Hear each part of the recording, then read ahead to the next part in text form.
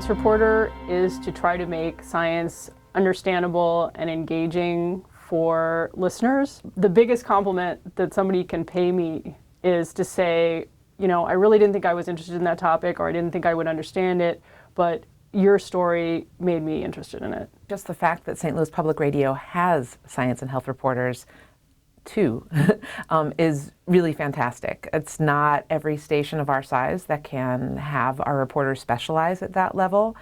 And I think, again, to have reporters that have such great depth of knowledge, it is very unusual. I mean, Veronique has a PhD.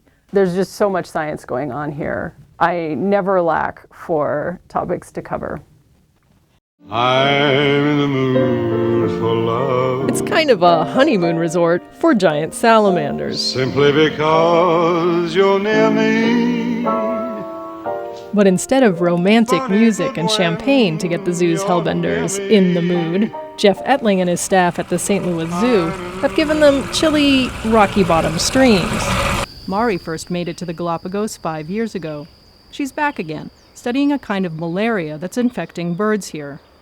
In Hawaii, avian malaria has driven many native bird species to extinction.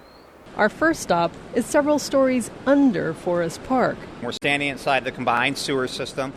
What you see going in front of us is wastewater for homes and businesses from the city of St. Louis and the near county. One of the features that we bring that's very unique are the stories that Robert Joyner brings on healthcare coverage, whether it's health disparities in our community, the Affordable Care Act, the crisis in healthcare across the St. Louis region in certain areas has been covered very, very well by Robert. And the work that Bob does is really explain it to people so that people across the region realize how important this issue is, no matter where they live. What strikes you first about Bob is his tremendous independence and integrity in the way he approaches any subject.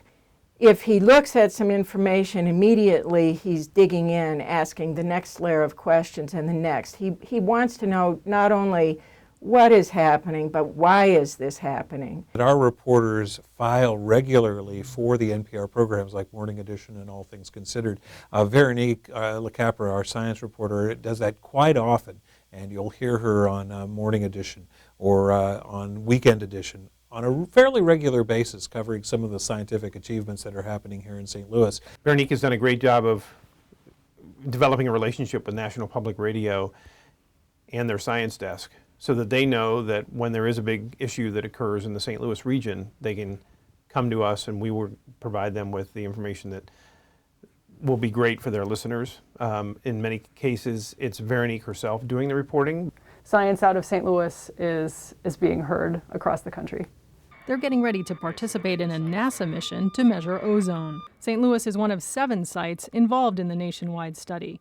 NASA wants to get more data on ozone because of the important roles it plays in our atmosphere. People are learning that they can have camels persist throughout some very severe droughts where they tend to lose all of their cattle or a large majority of their cattle. 1/3 of the undergraduate physics majors are now women in the top universities in the country.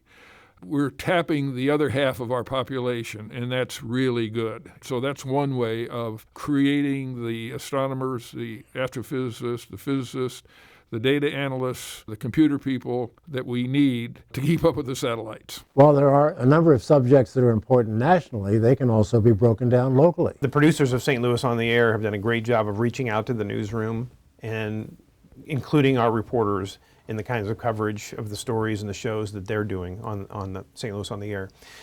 Our reporters are appearing more frequently on the show.